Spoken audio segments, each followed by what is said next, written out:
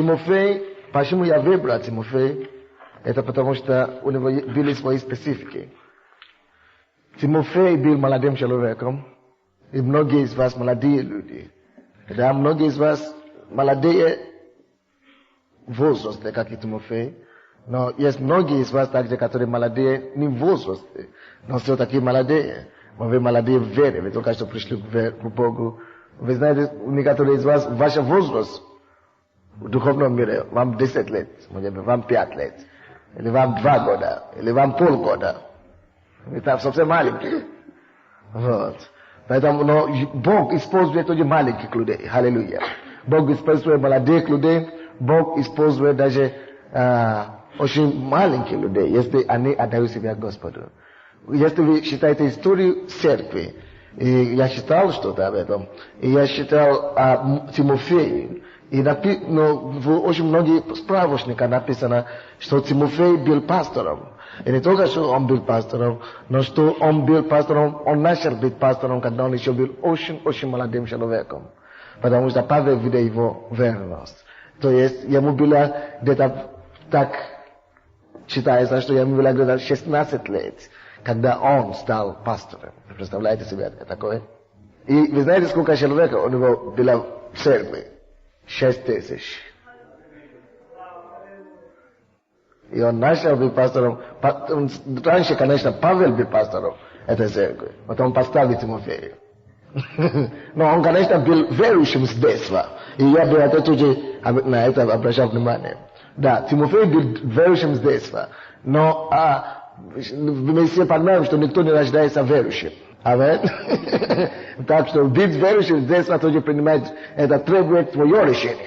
Ты должен решиться на это. Ты должен слышать Евангелие все равно. Ты должен покаяться в своих грехах. И ты должен осознательно решить следовать за Иисусом. Даже если ты подросток. И я вам скажу, у Тимофея не было такое гладкое детство. И я не думал, что ему было очень просто быть верующим. Потому что вы помните, что был такой спор, что туда составили его обрезаться, да? Потому что его папа, он не является евреем, его мама, наверное, еврей, его папа был греком. И это есть такая ситуация, по-моему, Деяния апостолов 16. Давайте откроем. Деяния апостолов 16 глава. Да, давайте откроем, прочтем о детстве и о жизни этого молодого человека. Деяния апостолов 16 глава. Я буду читать с 1 стиха. Деяния апостолов 16, с 1 стиха. Дошел он до Дерви и Листры. Листра, по-моему, это была родина этого Тимофея. И вот там был некоторый ученик. Видите как?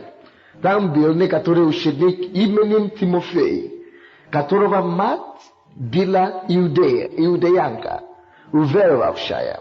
А отец Елен, видите, кто из вас здесь из семьи, где кто-то неверующий, может быть папа или мама, или дочка, или сын, или родственник, кто-то.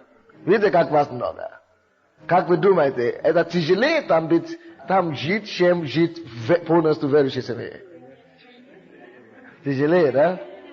Вам, наверное, не очень легко. Каждый день надо вести, правда? Хорошо. Молодежь, есть ли какой-то из вас, который, может быть, родители неверующие, а ты один из них? Особенно папа, когда папа неверующий. Но, конечно, папа, особенно в тех временах, женщины, они не имели права голоса очень много. Папа является и царем, и богом семьи. Так что не делай это, значит не делай это. Знаете, здесь тоже, сейчас, в настоящее время тоже, мужчины, особенно отцы, они еще имеют какое-то право над семьей, правда? И они могут сказать, что не ходи в эту церковь, или я не пускаю тебя. Я вам скажу, что Тимофей рос в такой семье, где его папа был язычником, еленом. Он был молодым человеком. И его он не родился верующим, его мама приняла веру. Вы понимаете? Его мама приняла веру. Он говорит, куда мама, он мог бы сказать, куда мама пошла? Сетку какую-то ударила. Но он был послушным ребенком. И он слышал слово мамы. I on pashol co takie za mamą. Seko. Amen. I давайте будем читать дальше. И о котором свидетельствовали братья, находящиеся в Листве и Иконе. Его пожелал Павел взять с собой. Он еще был маленьким человеком. И Павел пожелал его взять с собой. И обрезал его ради иудеев, находящихся в тех местах. Ибо все знали об отце его, что он был елен. Почему я говорю об этом? Я обращал внимание на такой вроде бы маленькую деталь. Но помните, что мы говорим о качествах духовного руководителя. Мы говорим о качествах духовного руководителя на примере конкретных людей, кого Бог использовал в Библии. Почему мы берем примеры людей? Почему мы берем личности конкретные? Почему мы изучаем их жизни? Потому что Слово Божье говорит, что но посмотрите на начальников ваших, да? На те, которые наставляют вас. И следуйте за их, смотря кончину их жизни, так? И следуя их вере. Вы должны смотреть, насколько они были верны Богу, служение Богу, чтобы мы могли следовать их вере. Как им удалось получить милость у Господа. Как им удалось получить такое помазание. Как им удалось поставить свои имена в Библии. Как, что мы можем взять от них. И когда мы смотрим на жизнь каждого из них, мы должны разбирать каждого из них в отдельности. То есть, как он дошел до такого, чтобы быть руководителем. Мы знаем, что руководитель не рождается, а руководитель становится, правда? Руководителем становится, но не рождается. Так что Тимофей, он стал руководителем. Это значит, если ты становишься руководителем, значит, у тебя было какое-то прошлое. Ты не всегда был руководителем. И какое прошлое было у Тимофея? Тимофей был человек, который вышел из неверующей семьи. Его мама, которая в те времена, мамы были не то, они не имели большие права.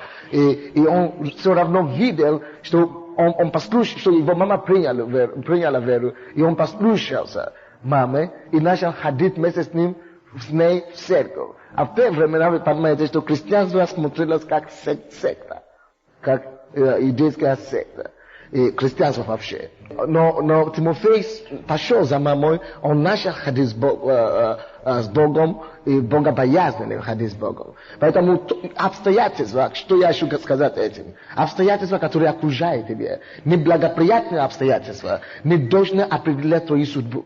Ты должен знать, что ты призван как мужем веры, или как верующий человек. Ты призван побеждать обстоятельства. Обстоятельства неблагоприятные, это еще не является критерием для неудач.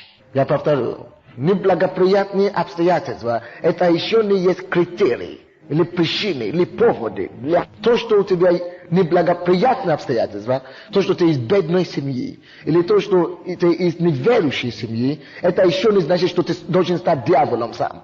Обстоятельства не могут менять тебя, обстоятельства не должны создать тебя. Ты создаешься в духе, не в плоти. А обстоятельства окружают твою плоти. Да, могут влиять на свой разум, на свою душу, но доколе ты не откроешь свой дух для обстоятельства, обстоятельства никогда не смогут господствовать над своим духом. И мы видим это в примере в жизни этого Тимофея. Он был из неверующей семьи, где папа, наверное, господствовал над семьей, и где я представляю себе, какие давления были на этого Тимофея со стороны папы. Вы представляете себе, сколько давления было, что нет, я тебя не пущу. Ты что? Ты должен быть послушным ребенком. Потому что в те времена ребенок, сын особенно, да, на сына очень обращал внимание.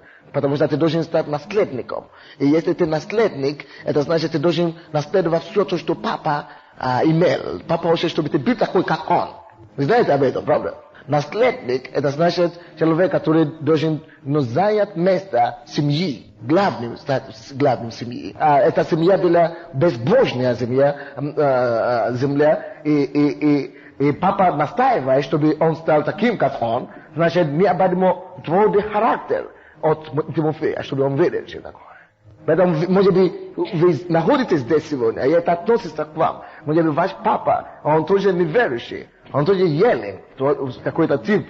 Или, может быть, он неверующий, может быть, он атеист, может быть, он коммунист, может быть, это не ваш папа такой, может быть, это ваш муж такой.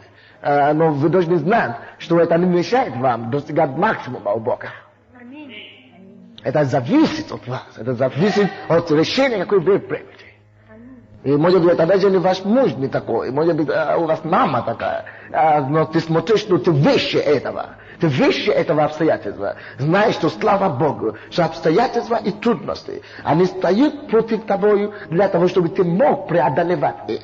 То есть обстоятельства не там, чтобы побеждать тебя. Обстоятельства, Бог не попускает обстоятельства в твоей жизни, чтобы препятствовать тебе. Бог допускает обстоятельства так, чтобы ты мог прыгнуть над обстоятельством, так, чтобы ты мог победить обстоятельства. Бог допускает это обстоятельство так, чтобы ты мог одержать победу, чтобы Бог мог проверить твое качество и проверить твое сердце и убедиться в том, что на самом деле ты есть тот человек, на кого можно полагаться, что ты есть тот человек, кого он может использовать на самом деле.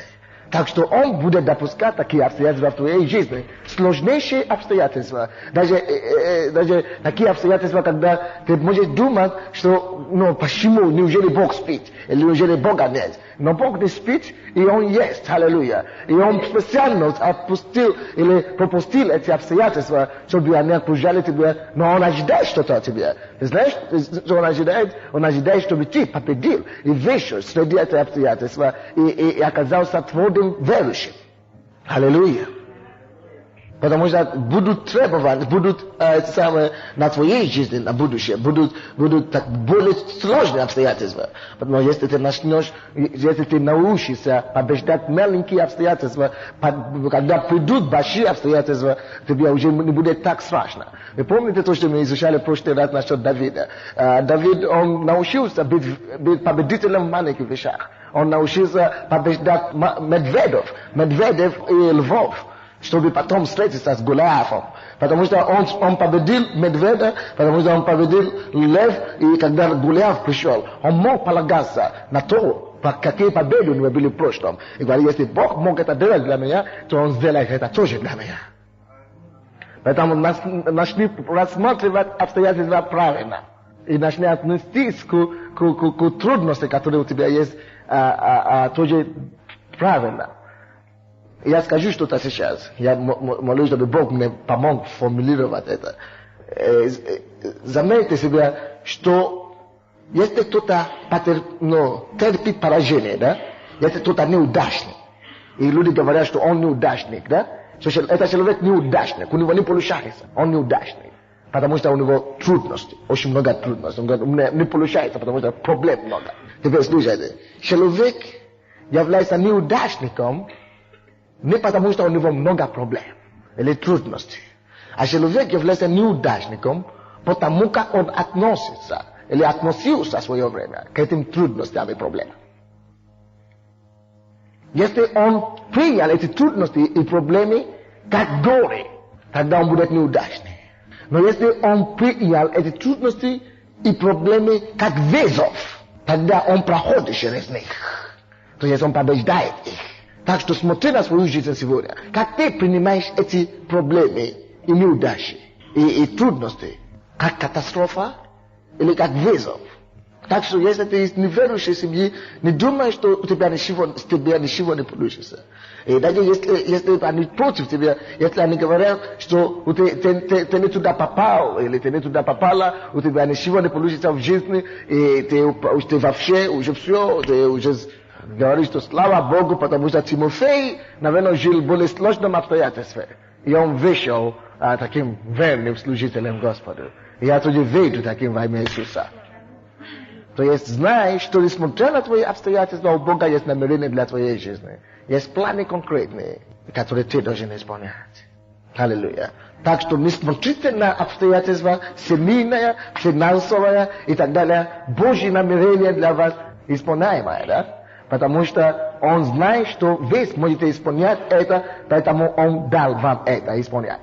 Он призвал вас на это, потому что Он знает, что вы способны, даже несмотря на те обстоятельства, которые окружают вас. Так что это первая вещь, которую вы должны знать о Тимофее. что это человек, будущий молодым человеком, который победил свой Медведев и Львов. Это будущий маленьким, молодым человеком, это был человеком, который перешагнул обстоятельства и временные трудности. Аллилуйя. И Библия нам говорит, что Павел видел в нем что-то. И Павел взял его с собой. Он был маленьким человеком, он был молодым человеком. Но Павел видел в нем него что-то. Он настаивал, чтобы взять его. И Павел пожалел взять с собой его. Аллилуйя. И он настаивал, что нужно взять его с собой. И когда мы смотрим Филиппийцам, 2 главу, вы видите, что видел в нем этого Павла. Павел был апостолом, он был выдающимся мужем Божиим. Но когда он увидел этого Тимофея, он знал, что этот человек, он имеет что-то. Он имеет те качества, которые необходимы, чтобы он был моим преемником. Именно преемник, да. Я знаю, что до этого Павел видел очень многих людей. До этого Павел пытался работать со многими людьми. Но у него не удавалось. Но с Тимофеем. И давайте просто откроем, наверное, Филиппийцам 2. Вообще мы должны открыть, потому что мы должны научить кое-какие вещи отсюда у Тимофея. Именно со слов этого Павла. Филиппийцам 2, 19 по 23 стихи. Надеюсь же в Господе Иисусе скорее послать к вам Тимофея, дабы и я, узнав о ваших обстоятельствах, утешился духом. 20 стих. Ибо я не имею, заметьте себе это слово, ибо я не имею никого, ибо я не имею никого, равно усердного, подчеркните себе это слово, равно усердного, кто бы столь искренне заботился о вас.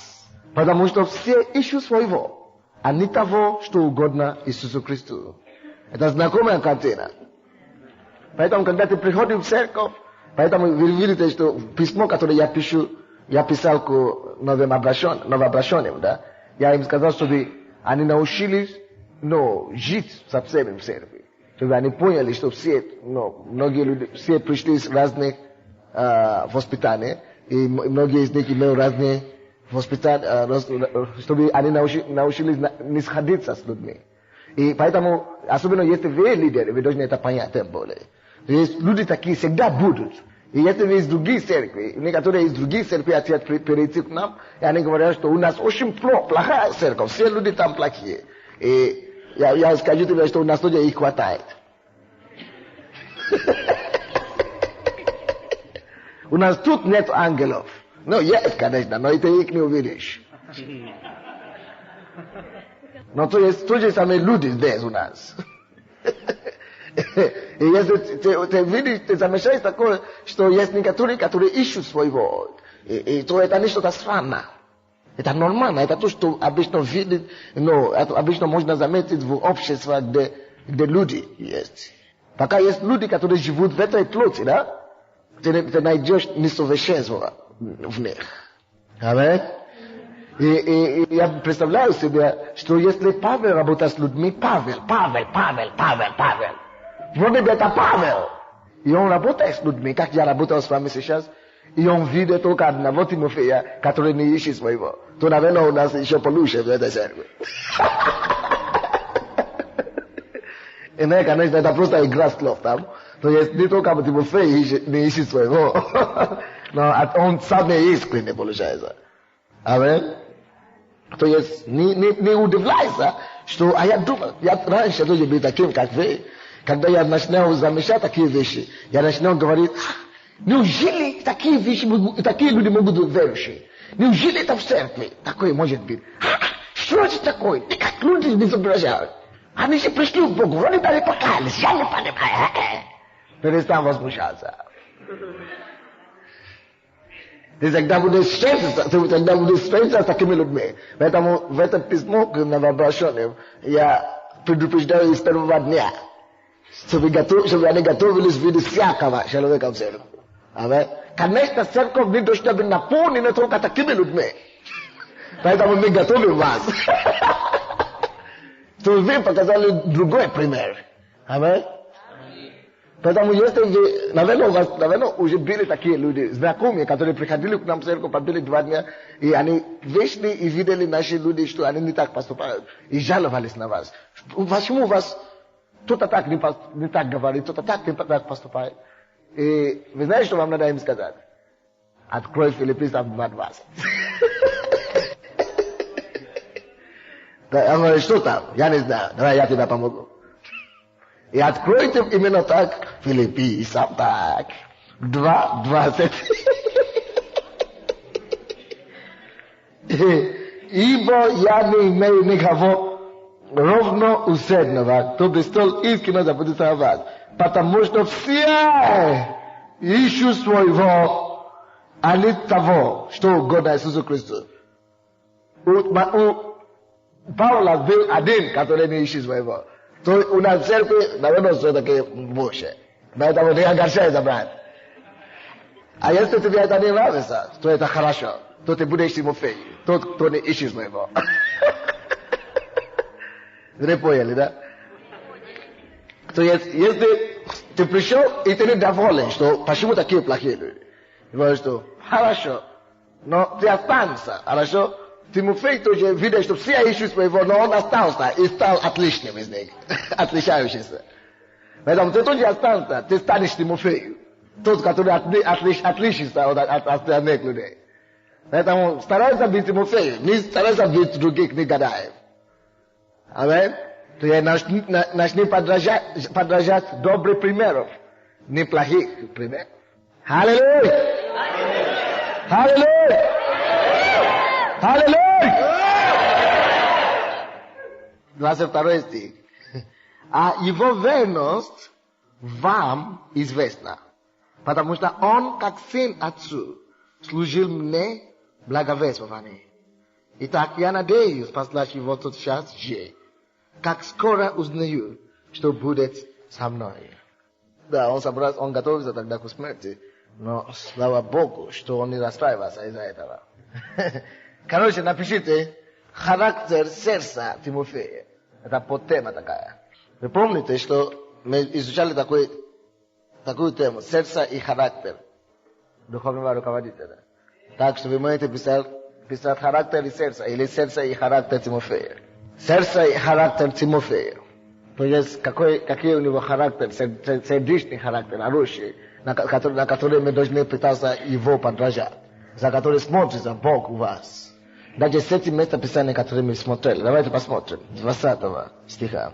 Ибо я не имею никого равно усердного. Напишите первое. Усердный.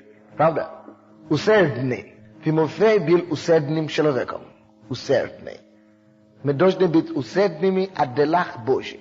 Мы должны проявлять усердие о Божьих делах. То есть, антоним усердия – это равнодушие, да? Или так? Безразличие. Равнодушие.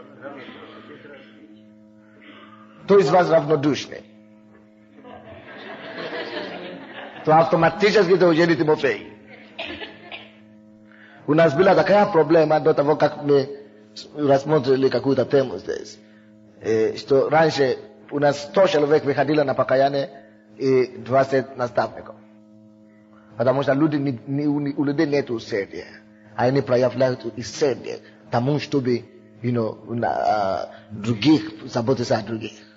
Но слава Богу, это дело поправляется потихоньку.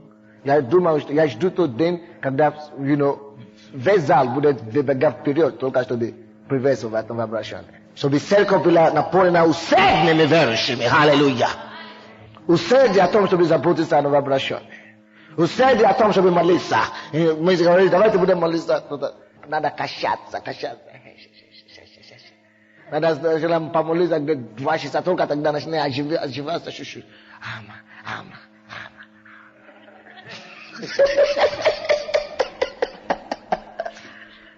Надо, когда есть усердие на молитву, давайте помолимся. Аллилуйя! Он начнет. Слава тебе, Иисус! Аллилуйя! Мы славим тебя, что ты Бог! Слава Богу, и поехали. И это сразу начинает молиться, как нормально, знаешь. как хороший верующий. Как горящий, как в огне. Это называется усердие. Тимофей был усердный. Это значит Павел от Духа Святого, по вдохновению Духа Святого, так? И он говорит, что никто другой не будет такой усердный, как Тимофей. Это значит, кто пишет нам это письмо. Не Павел пишет нам это письмо. Это Дух Святой использовал кого? Павла, чтобы писать это. Это значит, Дух Святой нам пишет это письмо. Это значит, Дух Святой ищет такое качество у нас. Поэтому Дух Святой, который побуждал Павла писать это письмо, ищет у каждого верующего. Потому что Дух Святой знает, что Бог ищет у каждого верующего. Потому что Дух Святой сам есть Бог. И он знает, что Бог ищет усердие. Усердие. Не равнодушный верующий, но усердный верующий. Аллилуйя. Хорошо, пускай кто-то пойдет сначала. Пускай кто-то сначала дронится, потом я пойду вторым. Пускай кто-то сначала это сделает, а потом я буду следующий. Будь первым. Не спи там. Активизируйся. Начни быть основоположником чего-то. Начинай что-то новое. Проявляй инициативы, ну. Если ты всегда будешь следовать за кем-то, ты всегда будешь последним, получается. Ничего твоего, ничего не будешь делать. Поэтому начни проявлять усердие. Ты говоришь, что нету такого, я не знаю, перечисляли 36 служений, ни одного мне не проходит. Ну, ни одно мне не проходит. Понятно, какой ты? Ну, понятно. Хорошо, не один не подошел, но найди себя какой-то, ну. Сам, но будь первым. Начни какое-то служение сам. Ты что-то умеешь делать. Создай себе служение. Вот такое усердие. Кто-то подошел ко мне. Я начинал литературное служение. Я говорю, что это значит? Она мне рассказывает. Я говорю, молодец. Штамп. Усердие. Ты проявляешь усердие. Ты горишь. Ты горишь от дела Божьего. Мы будем таковыми во имя Иисуса. Второе качество, которое Павел писал по вдохновению Духа Святого о Тимофее, это искренность. Тимофей был искренний. Он был искренним. 20 стих говорит.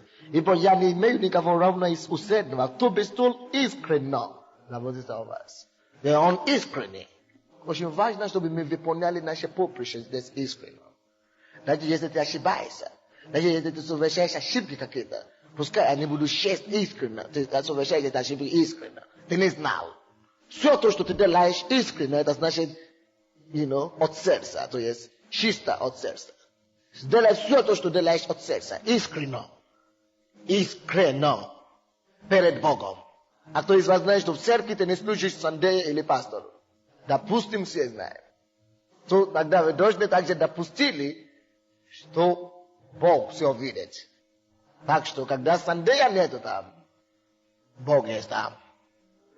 Вот почему нужно быть искренним. С самим собой и с Богом, который тебя призвал. И Бог видит это качество. Знаете, в этом молодом человеке, Тимофей. Вроде бы он был из неблагоприятной семьи, но у него был положительный характер. Он был из семьи неверующей, но он воспитывал в себе характер. Быть честным, быть искренним. Некоторые уже поломали мне это самое. Кафедру, шушу. Мы только что купили. Потому что они все делают небрежно. Привыкли делать вещи небрежно. Небрежно. Обращаться к вещам небрежно. Но если ты искренний человек, ты хочешь все делать как открытой совестью, как перед Богом. Ты не хочешь ничего делать спешкой, рубить все, разрушать все. Ты делаешь каждый шаг, как будто кто-то рядом возле тебя, который тебя контролирует, который инспектирует тебя. Это как будто у тебя ревизор рядом с собой. Работа, как ты должен делать каждый мелочь, как будто у тебя ревизор рядом. Серьезно. Ты носишь кафедру, делай это, как будто у тебя есть ревизор с собой. Или микрофон поправляешь. Но на самом деле есть ревизор. Но только не царского. А Бог сам рядом с тобой все равно. Он смотрит, как ты это делаешь. Вы помните Евреям 12 глава, 1 стих? Что там написано? Облако свидетелей. Есть облако свидетелей, которые окружают нас, дорогие. Так что перед ними ты полностью в открытости, как на стадионе. Ты думаешь, что никого нету рядом, я не буду молиться сегодня утром. Я не успеваю. Ты не успеваешь, ты не искренний, дорогой. Если ты искренний, ты всегда будешь знать, что ревизор здесь. Дух Святой здесь, Бог здесь. Это искренность, то, что помогает тебе быть искренним. Давайте, это то, что я вам уже говорю. Ты хочешь быть искренним, да? Знаешь, что тебе помогает быть такой? Я это делаю для Бога. Вот он здесь, он меня проверяет. Бог меня проверяет. Он здесь, он проверяет меня. Он здесь, он проверяет меня. И ты это делаешь как для Бога. Даже если кто-то там или кого-то нет там, тебе все равно, потому что он здесь все время. Вот что тебе помогает быть искренним. Окей, следующее. Так, забота о людях. Вы видели? Следующее, это третий, да? Забота о людях. Он говорит, ибо я не имею никого ровноусердного, то без столь искренне заботиться о вас. Слушайте меня, пожалуйста, дорогие мои. Алло? Это обязанность каждого верующего, тем более каждого лидера, заботиться о других христиан. Даже если у тебя нет обязанности, даже если у тебя нет портфеля, ты не заботишься о портфеле, там можно украсть что-то. Но тебе надо заботиться о людях. Но вы ждете портфеля, потому что вы думаете, что там что-то сокрыто внутри. Поэтому не надо заботиться о портфеле, когда у вас есть портфель. Надо заботиться просто искренне от сердца. Ищите, за кого можно заботиться, за кого можно ухаживать, за кого, что можно хорошее делать для кого-то. Ну, начни что-то делать хорошее для кого-то. Начни кому-то делать хорошо, наконец-то, ну. Не просто сострадать. Ты можешь сострадать и сидеть на месте. И ты будешь мучить себя только. А я говорю о том, заботься о человеке. Это значит, ты подходишь, ты гладишь ему голову и оставляешь что-то там на голове, шапку, зимнюю шапку.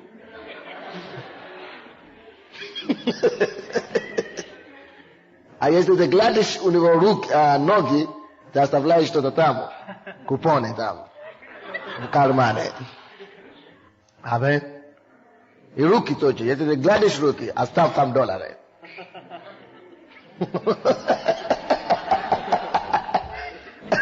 Вот забота.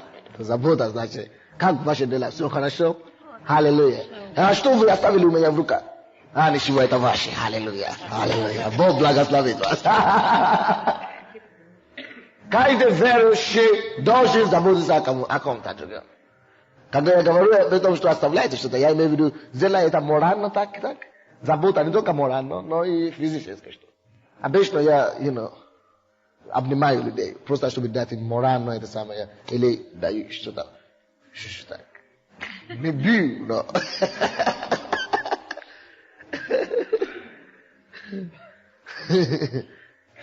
То есть каждый из нас должен заботиться о других людях. Пожалуйста, делайте это. Это было бы хорошо. Это то, что дает людям такую картину, что у нас дружественная, любящая церковь. Амин. И мы должны проявить любовь. Любовь должна выйти из нас к кому-то. Даже к незнакомым. И знаете, когда мы только что начали нашу церковь, да, у меня была такая традиция, у меня лично принцип такой.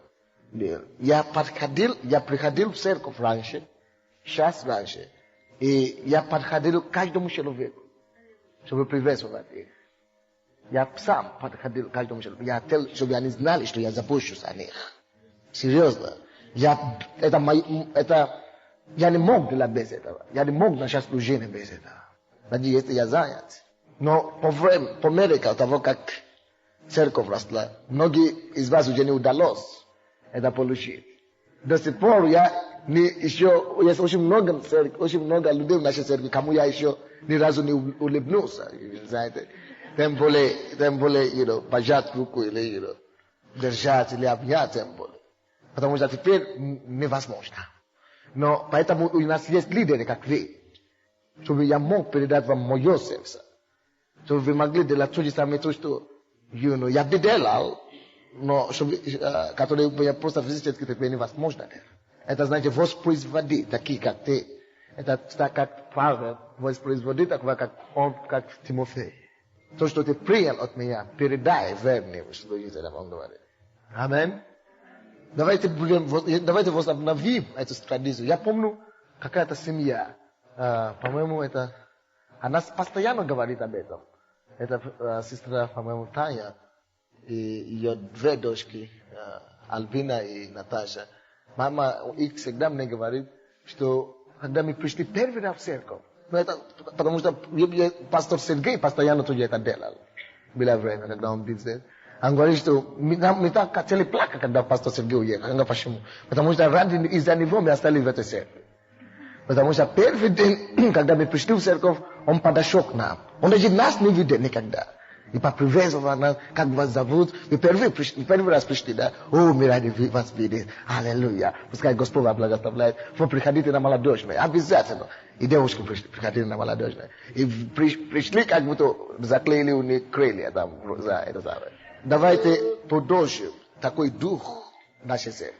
Такой характер. Давайте она останется в нас. Давайте мы не будем просто вспоминать это, что о, было такого. Давайте это останется. Потому что есть очень многие, которые приходят к нам первый раз сейчас. И мы старики, мы просто проходим мимо них, как будто мы их не знаем. Когда я говорю старики, я не имею в виду старушки. Я имею в виду, что ветераны, как вы. Особенно, когда вы их не знаете, что они новые. Тем более не надо приветствовать, вы знаете. Это значит, что у таких людей нету это приветливого сердца, нету заботливого сердца. Но это у нас должно быть, если нет, примите во имя Иисуса. Давайте возьмем это как принцип со сегодняшнего дня. Я прошу вас. Не только когда я попрошу вас, что поприветствуйте и поздравляйте их страхом и стеснением. Трепетом тоже. Не надо вас попросить, это делать. Когда они еще в зале, когда они еще ходят, о, аллилуйя, рады вас видеть. Потому что очень многие из этих людей, да, они приходят в церковь с массами проблемами. Они уже не знают, куда обращаться, вы знаете. Они, наверное, уже бывали в таких церквях, но не сколько таких церквях. Но когда они входят сюда, и они входят прямо в ваши объятия, вау, это есть церковь любви, аллилуйя. Я останусь. Хотя они такие шумные, я их не понимаю. Но я... но я восхищаю их любовью. И не страшитесь, вы знаете, что не страшитесь о том, что вас не поймут, почему вы такие добрые, вы такие любящие. Не страшитесь от того, что они же не привыкли к этому. Поэтому они тоже не примут вас объятия. Они страх, когда ты любишь людей, так они в шоке просто из мира, да? Они не привыкли к любови. Они просто в шоке попадают. Поэтому пойми их правильно. Так что не думай, что он не реагировал. Не ждите их реакции. Аминь? Не ждите их реакции. Вы уже впечатлили их. Вы уже что-то вложили в них. И знаете это. Любовь, вы знаете, любовью вы можете достичь то, что вы не можете богатством достичь. Аминь. Вы любовью можете завоевать того человека, кого вы даже не сможете завоевать, но самыми мудрыми словами или знаниями. Именно любовью. Вы помните приложение, которое я вам говорил однажды, что Аполлон сказал, что он, я был великий. Наполеон, Наполеон, это из Франции, который был. Полководец. Он говорит, я был великим. И Александр Македонский тоже был великим. А Иисус Христос также был великим. Но из настрой Иисус Христос был величие. Почему? Потому что мы воевали, он говорит, мы правили миром, мы победили миром, мы правили миром. Оружием. Но Иисус Христос, единственная личность, который правил и покорил миром любовью. Поэтому мы можем покорить этот город любовью. Давайте начнем проявлять заботы. А тех людей, которые приходят к нам, старых членах церкви, о новых членах церкви, о прихожане церкви. Давайте будем покорять любовью Иисуса Христа. Кто-нибудь меня слушает сегодня? А сколько будет делать для слова? Поэтому мы учим от Тимофея сегодня. Человек, который брал свою судьбу на себя. Несмотря на его папу, то, что папа хочет. Аминь. Я есть личность, я решаю, я говорю, я делаю, я принимаю решение. Я принимаю решение любить, я принимаю решение заботиться, я принимаю решение покорить всех, кто ходит и привязывает всех любовью, проявить любовь к ним. Кто-то приходит и сидит рядом с собой, и даже не приветствует. Пока вас не прикажут соседи, приветствует соседа. Знаете, как мне неприятно это слышать? Вам надо было уже подходить к незнакомым, уже приветствовать 5 минут до начала служения. Чтобы не пробивать поклонение. Пускай и любовь изливается с вас. Аминь. Аминь, да будет так. Следующее, 21 стих. Потому что все ищут своего, а не того, что угодно Иисусу Христу. Четвертый пункт, да? Научите, пожалуйста, преданность. Тимофей был преданным человеком. То есть он не искал своего. Я вам объясню, что такое преданность, что такое этот пункт. И я видел это во многих вещах, во многих жизнях. Есть люди, которые строят, почему он говорит, что все ищут своего. Павел имел огромное служение, правда? Он был известным, и Бог действовал через него, это не было секрет. И люди тягались к нему, люди тянулись к нему, люди окружали его. Но когда они окружали его, вы так не знаете, что люди, которые окружали его, они не были глупые. Они тоже имели какие-то способности, какие-то дары, какие-то призвания. Но у Павла было вещи, потому что он был лидер, он был помазан Богом на это служение. Вот люди, которые окружали его, они приходили к нему именно с теми словами, что мы хотим тебе помочь, Павел, проповедовать Евангелие. Мы хотим тебе помочь в свое служение. Но когда уже началось все это, каждый видел, что я тоже имею какую-то способность. Почему давать всю славу Павлу? Почему только имя Павла известно? Допустим, кто-то пишет, он диктует, да? Кто-то пишет, это самое, для него. Он что-то делает, он посылает кого-то туда, кого-то. Но они все идут от имени Павла, правда? И когда все эти письма, которые он пишет, очень мало он сам писал. Это люди, которые его работники, его друзья, его соработники писали, и он просто говорил. Вот. Но когда все делали это, они говорят, ну это же я делаю это. Они забили, что это, если бы не Павла, они бы не дошли до такого. И они начали на платформе. Заметьте себе это. На платформе Павла они начали строить свое учение и свое служение. Они начали строить свои служения на платформе чужого человека. Они расходили. Александр был такой, есть разные имена, которые вроде бы работали с Павлом, но учат их доктрине. Вы понимаете, что это значит? И в конечном итоге все это выявилось наружу. Они не верили в обманом, они не верили в чужих вещах. Они не верили в том, что чужое. Они не были рабом Павла. А вы помните Иисуса Навина? Он сначала был рабом кого? Моисея, потом он стал рабом кого? Бога. Если ты не будешь рабом человека, раньше быть верным в чужих вещах, ты не сможешь быть верным в своих вещах. Ты не сможешь быть, если Бог, человек не может тебе доверять, Бог тем более не может тебе доверять. Поэтому Павел и пишет здесь, что все ищут своего. Почему он это говорит, что все ищут своего? Потому что все окружали его.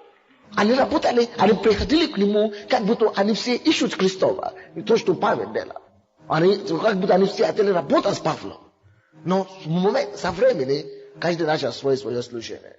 Я буду поехать, я буду так делать, я буду так делать, я буду так делать. Все начали разделяться. И Павел знал. Потом, это не просто так случилось, я вам скажу. Это не выявилось, пока не посадили Павла. Когда Павел был рядом, там активно, так все, все было хорошо, все были взрослые него, все было очень хорошо. Но когда его уже посадили, тут его уже посадили здесь. Но когда его уже посадили, его нету, чтобы контролировать их работу. Тогда каждый начал делать то, что он хочет. Тогда он понял, что оказывается эти люди не искали за то, что я живу, они искали своего. А Тимофей был единственный, кто остался. Это то же самое, что, допустим, сегодня, да, в этой церкви, многие из вас имеете разные служения, домашние лидеры, координаторы, лидеры какие-то, или просто вы принимаете участие в каком-то служении. Представляете себе, что теперь я встречаюсь с вами, я даю вам темы, вы все выполняете все, сейчас в церкви нет проблем. Все делают свое то, что может делать. Проблема, конечно, заключается в том, что не как хотелось бы. Но все выполняют, как будто мы все двигаемся в одно направление. Правда? То есть нет проблем. Мы все ищем это самое. Но давайте представим себе такую картину, что меня арестовали, допустим. Почему? Как это, не дай Бог. Пускай это нормальная вещь. Я имею в виду за Евангелие, не просто за... Я не буду здесь за преступление, а за Евангелие. Что, потому что я знаю, кого я уверовал, я готов идти в тюрьму. Я готов идти в узы. Потому что я знаю, кого я уверовал. Если я знаю, кого я уверовал, важно, чтобы за кого я страдаю. Если за него я страдаю, то это стоит.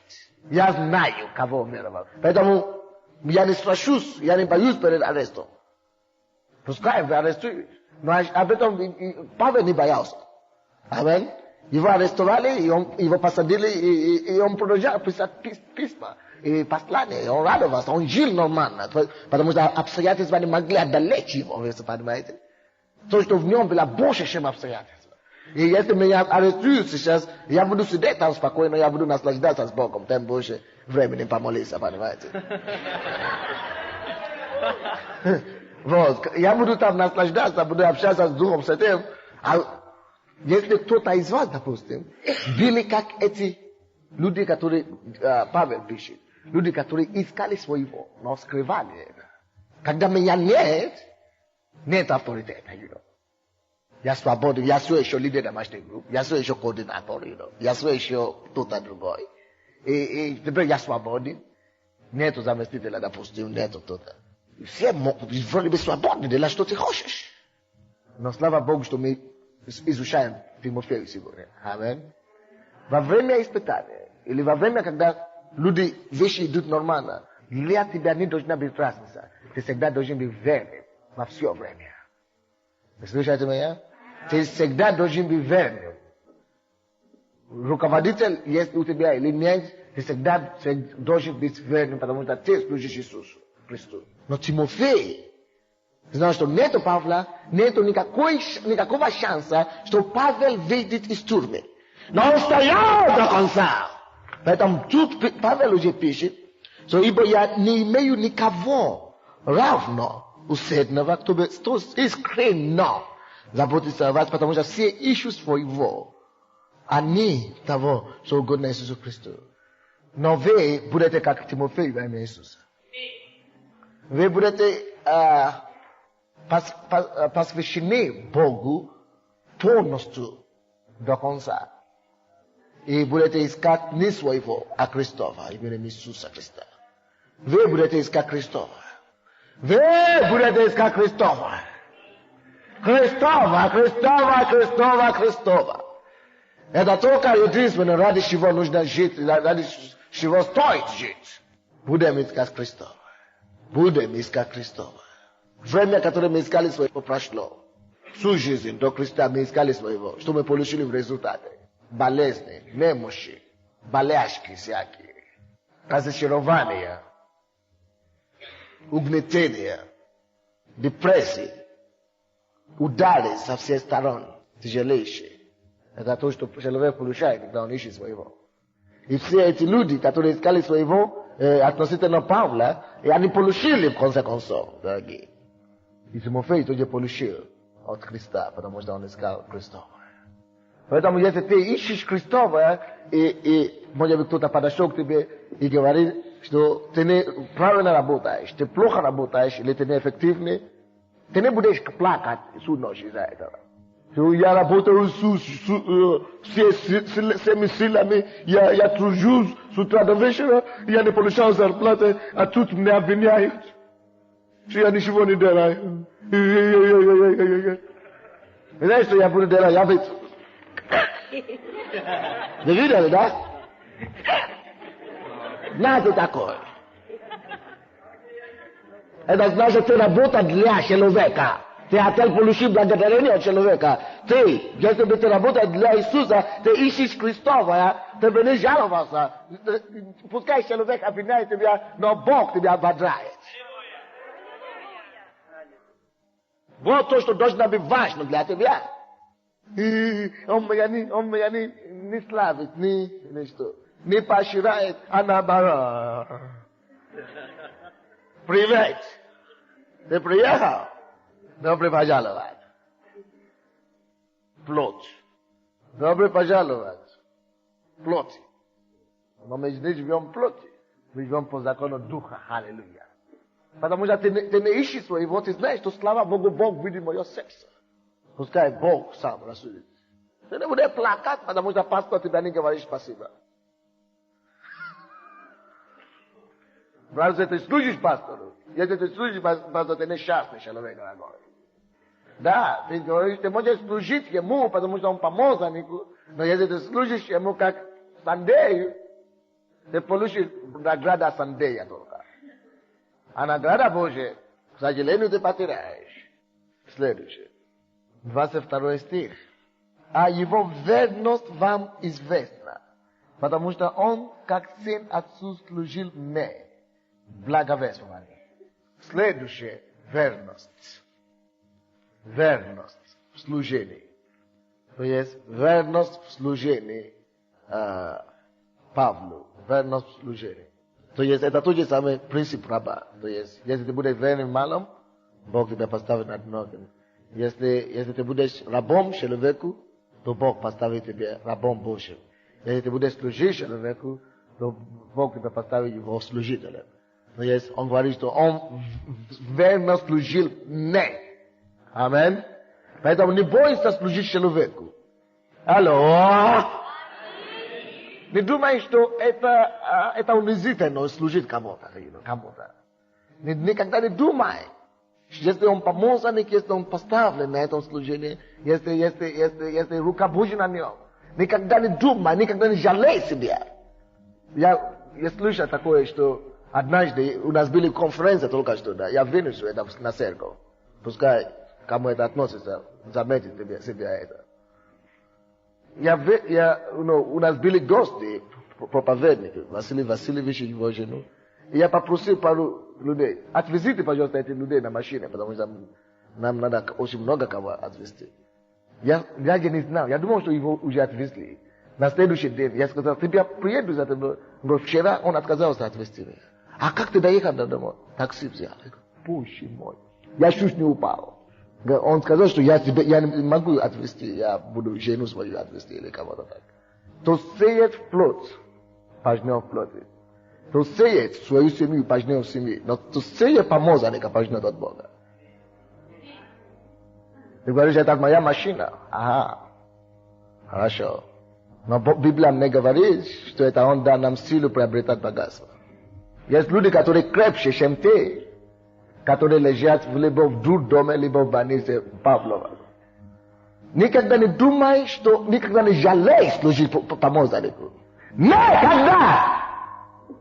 Даже если тебе надо позать на землю. Никогда не жалей служить помазаннику. Даже если он русский, или белорус, или украинец. Некоторые рады носить американцев, вести американцев или канадцев, но русский, он такой же, как я, ахо.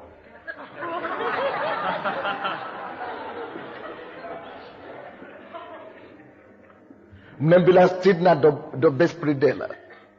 Я говорю, что это наша церковь. Ну, все, ничего. Каждый ответит перед ним. Но Тимофей не был таким человеком. Тимофей служил верно Павлу. Павел был, вы знаете, кем? турме в это время. Он был узником в это время. Давайте перейдем на другую тему быстренько. Все, это уже все там. Давайте прекратим. А что качество сердца Тимофея? Какие слова говорит, какие качества Тимофей выделяет это Павел?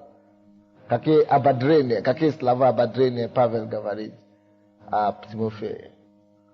Есть такие свидетельства, да, свидетельства Павла о Тимофее. И кто-то должен дать свидетельство о тебе, дорогой. Алло? Когда мы, каждый из нас слушаем, вы помните то, что качество, которое мы говорили об Иисусе Навине, что он дождал рукоположения. Это значит свидетельство. Кто-то должен дать свидетельство о тебе. И ты живи так, или служи так, чтобы у тебя было хорошее свидетельство. Аминь? Напишите первое. Первое послание Тимофею. 1:18. Быстренько прочту. Преподаю тебе, сын мой Тимофей, сообразно с бывшими о тебе пророчествами, такое завещание, чтобы ты воинствовал согласно с ними, как добрый воин. Напишите, добрый воин. Это первое свидетельство Павла о Тимофее. Добрый воин! Все то, что мы говорим это, что Иисус даже был воином. Давид был воином. И Тимофей тоже добрый воин. Чтобы Бог мог тебя употреблять сына, ты должен перестать быть девушкой или женщиной. Ты должен быть воином. Еле.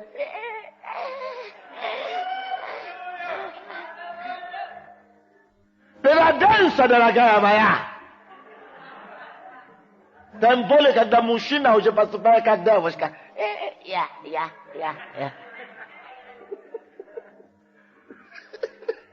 Вы знаете, дьявол выбить это все из тебя. Пока ты не станешь воевать с ним и побеждать его. Тимофей, он был маленький, он был молодым, но он был добрым воином. Воин. Мы все воины Христовы. Поэтому не бойся быть агрессивным. Ты думаешь, что не воина, быть агрессивным, это не важно, надо только помазание. Ты что? Считай, это 18 стих еще раз. Ты поймешь что-то. Там написано, что этот человек уже принял дар. Он говорит, ты не забудь о даре, который ты получил от рукоположения. Он уже получил этот дар, чтобы ты мог им воинствовать, как добрый воин. Даже то помазание, которое у тебя есть, это дано тебе, чтобы ты мог еще больше, еще сильнее воинствовал. А то ты встретишься не то что с Голиафом, только с медведем, а потом все будет понятно. Первое послание Тимофею.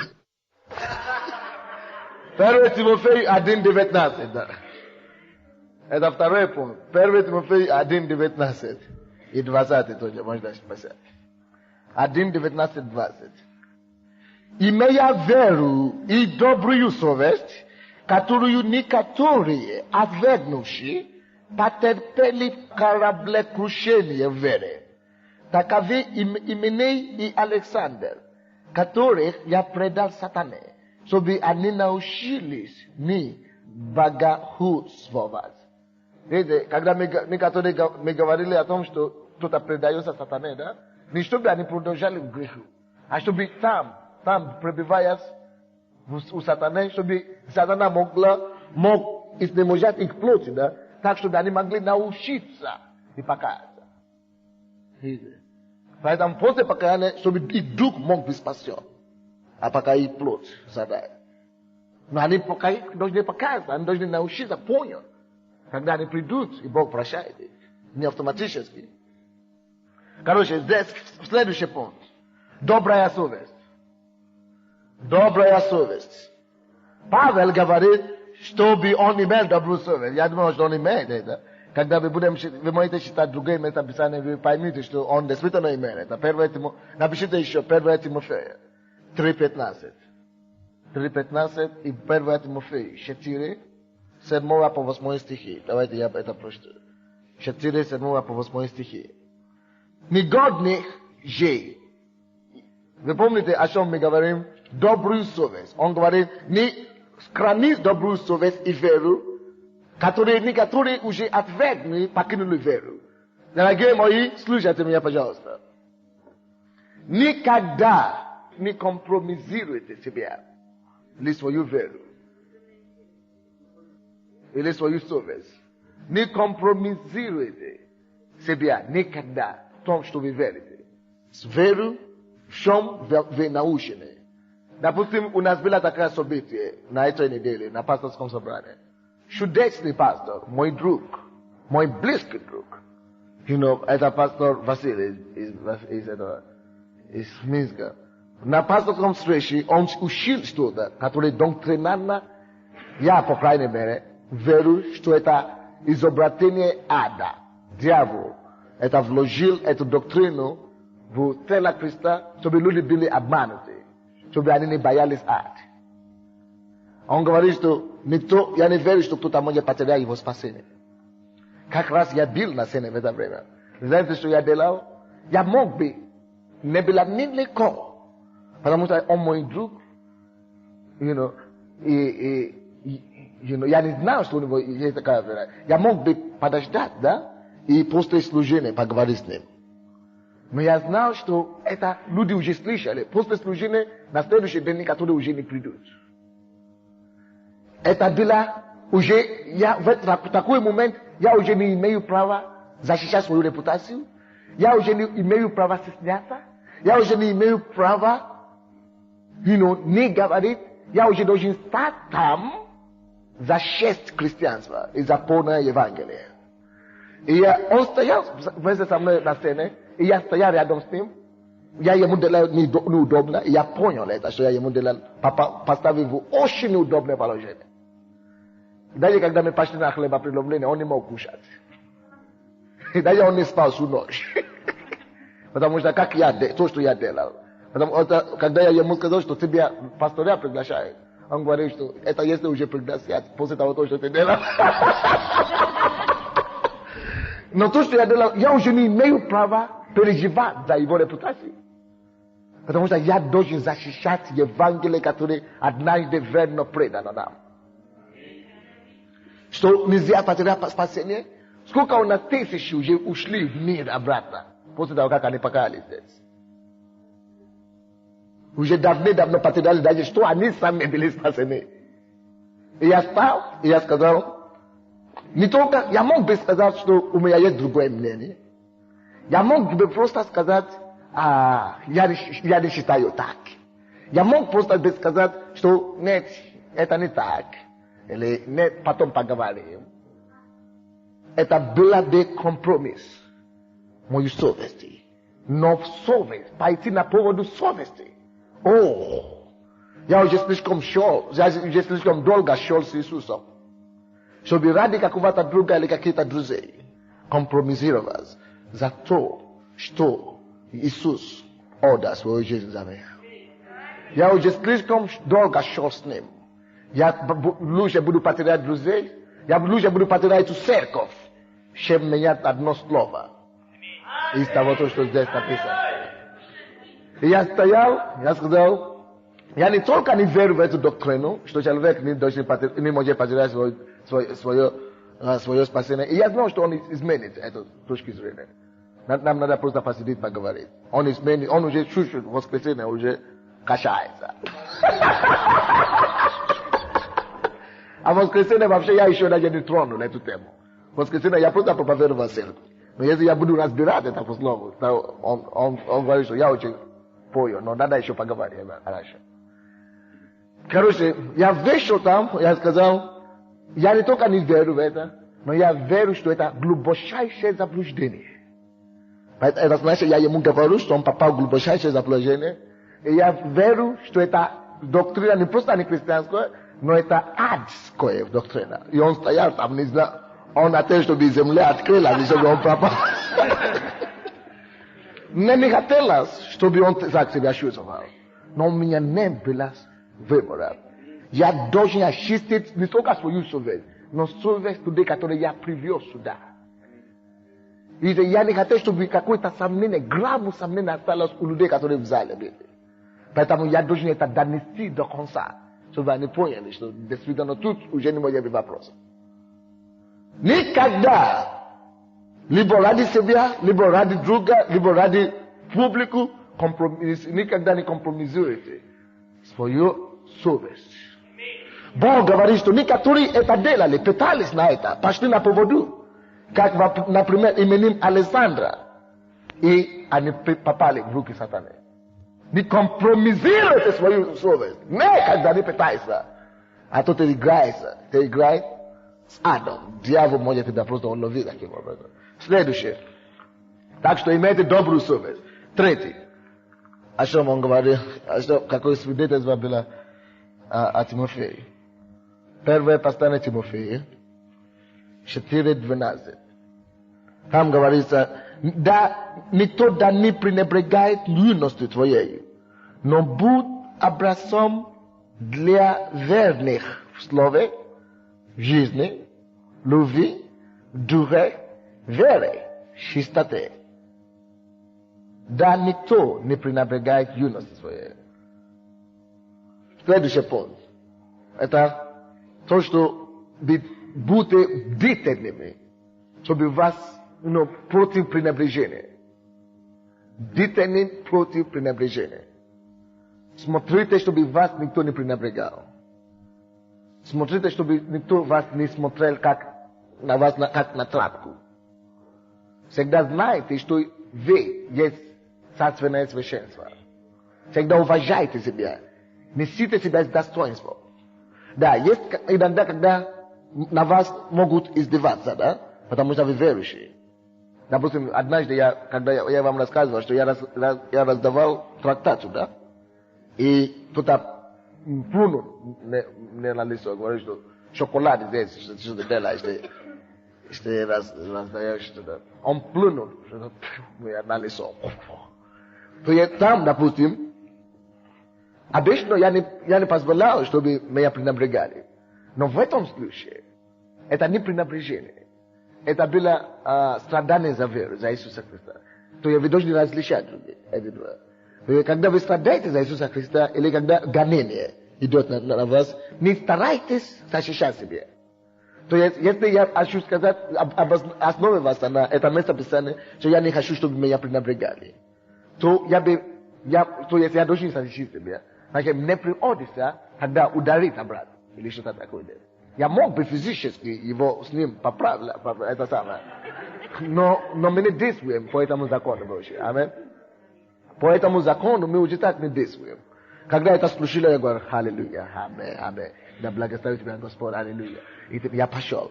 И в этом случае ты просто должен радоваться. Бог говорит, что когда тебя гоняют, или когда ты страдаешь за имя Иисуса Христа, единственный вариант, который у тебя есть, это радоваться.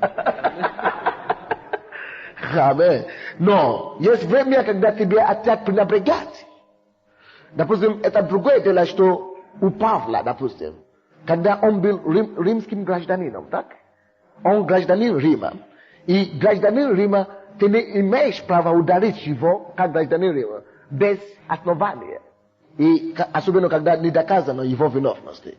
И когда его ударили, да, он протестовал. Он не ударил обратно. Заметьте себе это. Он не ударил обратно, потому что он понял, он знает закон Иисуса Христа, что ты должен дать. Но он не ударил, он не позволил, просто так, он не замолчал. Он говорит, что да, Господь ударит тебе. Потому что я по праву, ты не имеешь права это делать. То есть, что он делает там? Он не позволяет себе пренебрежение. Видите разницу? Это то же самое, что здесь, допустим, мы здесь собираемся в кинотеатре Ленинграде. И нам не дают права собраться. И мы имеем право. Это значит, они пренебрегают нас. Как, христиане эти. Никто, они же все равно не знают закон, они не пойдут. Мы имеем право, на самом деле, судить. И просто говорить, вы что, мы имеем свои права, и мы граждане этой страны, дайте нам разрешение собраться. Такие вещи, допустим. Мы можем это делать, потому что мы не хотим, чтобы нас пренебрегали. Мы хотим, чтобы уважали нас. Но, конечно, это другое дело, что Павел потом понял, что он первосвященник, i on gruba brasha sakno on to je ni met prava gruba sa prvo священнику. Но если бы он не был священником, то Павел правильно делал, то он защищал свою честь. Потому что он не хотел, чтобы его пренебрегали. Поэтому то, что ты верующий, это не значит, что все должны над тобой, это самое. Да. Кто-то сказал одну фразу, я не помню, где я был. На пасторской встрече. Один брат, интересно говорит, что он говорил, что верующие приходят к правительству или кому-то и склоняются на колени, поднимают свои руки, для того, чтобы эти люди могли что-то дать. Это должно быть наоборот. Они должны склоняться, чтобы верующие что-то дали. Поэтому не позволяй, чтобы кто-то пренебрегает либо твою юность. В случае Тимофея это была его юность. Ему было 16 лет, он пастор большой церкви. Кто-то мог говорить, что, понимаешь, я считал Сократа и Аристофеля, или как, Аристотеля. И поэтому, ты знаешь, мне уже 40 лет, теперь я годен тебе, отцом тебя годится. Поэтому ты 16 лет, вообще-то, ты знаешь, это секта, то, что ты проповедуешь, ты вообще-то послушай, Не позволяй, и Павел говорит, не позволяй кому-то пренебрегать тебя. И если вы женщины здесь, не позволяй кто-то кому-то пренебрегать тебя. Аминь. И не важно, если ты верующий, не позволяй кому-то думать, что ты темный. Ты не темный. Аллилуйя, быстренько. Следующее. Первое послание Тимофею 4:12 тоже. Это следующий пункт. Быть образцом. То есть Тимофей был образцом. И ты как лидер должен быть образцом. Для верных, для верующих. Во всем. Будь образцом. Будь образцом. Для верующих. Во всем. Будь первым, чтобы это делать. Есть некоторые, особенно когда мы только что начали церковь, моя проблема была в том, что я назначал кого-то администратором или кого-то, и администратор дает всем повеление подряд, постановление. Делай то, иди сюда, а я сижу там, звони мне, когда ты делаешь. Как будто он мафиозник.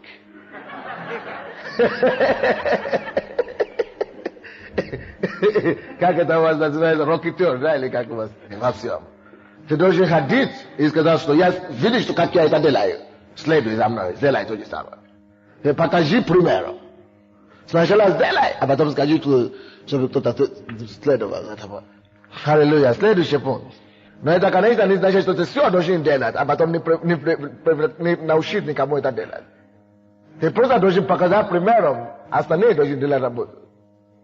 Аллилуйя. Последний пункт. Да. Хорошо. 6 главу давайте откроем. 11 стих. 6 глава, 11 стих. 1 Тимофея. Ты же, человек Божий, убегай этого, а преуспевай в правде, благочестии, вере, любви, терпении, кротости. Теперь, заметьте себя, пожалуйста, сочетание слов. Я не знаю, как мне лучше это сказать. Но убегай, это пункт будет такой. Убегай и преуспевай. Давайте я вам объясню. Христианская жизнь, это такая жизнь, которая, знаете, если ты лидер, вы слушайте меня, пожалуйста, это так важно. Просто слушайте, а потом вы будете знать, как писать, хорошо? Христианская жизнь, это такая жизнь, которая нужна и лидера. Качество лидера одно из важных, как лидер. Ты должен научиться, что христианская жизнь, что это такая жизнь, когда тебе надо где-то убегать, а где-то преуспевать. Но где-то остановиться. Тебе надо иметь чувство, как лидер. Тебе надо иметь такое чутье в духе, чтобы знать, где убегать, где скрываться, где остановиться. Помните ситуацию с Иисусом Христом? Однажды он говорит, я не боюсь дьявола, я стою. Однажды он говорит, дьявол идет, он имеет ничего, он убегает. Однажды его хотят арестовать, он говорит, арестуйте меня, бросьте капли. А другой день он уходит, он сам убегает.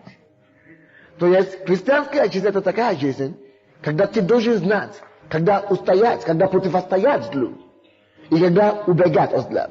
Да вот пример такой. Библия говорит, убегай от прелюбодеяния. Допустим, от блуда. Убегайте от блуда, написано. И Бог не говорит, противостаньте блуду.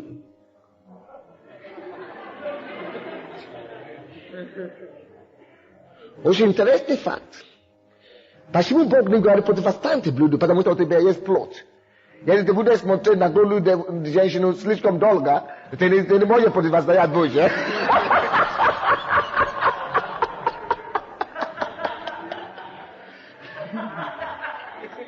Да, это правда. И это то же самое, это серьезно. Как лидер, это особенно очень важно. Я знаю это. Это принцип очень мне помогает. Когда я консультируюсь с женщинами, да, вы знаете это. И очень часто, люди имеют разные проблемы, они плачут и так далее. И я знаю, что как отец духовный, как брат, ты должен обнимать сейчас. И я обнимаю их. Но ты знаешь, что иногда, если ты будешь обнимать слишком долго, ты попадешь, дорогой мой. И это факт. Да, это есть вещи, которые я должен говорить вам, лидер. Амин. И чтобы вы знали, что вам придется встречаться с такими вещами. И ты должен быть мудрым и чувствительным, как Тимофей. То есть, Павел говорит ему, что знай, когда убегать от таких вещей. Допустим, я скажу вам такую вещь, которая нормально, это нормально. Не скажи, что это с тобой не случится. Но это со всеми будет случаться такое.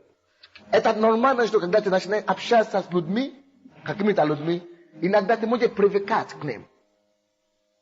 И если ты замечаешь, что ты просто влюбляешься в них. Как человек, как брат, как сестра. И твоя чувство начинает задействовать, играть на тебе. И ты не знаешь, что с тобой происходит. Когда ты начинаешь замечать такие вещи. Я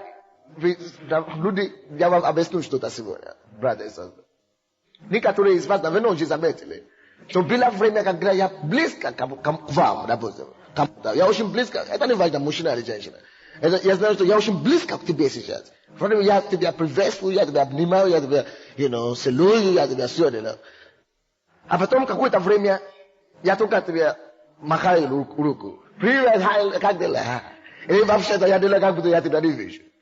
Это потому что я заметил за собой, что я начинаю быть слишком близко к тебе. Если ты мужчина, это значит, я начинаю попадать в твои зависимости. А я как лидер, я не должен себе это позволить. Я не должен паспать зависимость от кого-то, а то у меня будет лицеприятие в отношении к другим. Это значит, я буду тебя уважать больше, или любить больше. Поэтому я начну тебя избегать. Это нормально, поэтому я тебе думаю, что пастор меня убегает, пойми, в чем дело, дорогой мой. Не привязывай. Я не позволяю себе быть привязанным.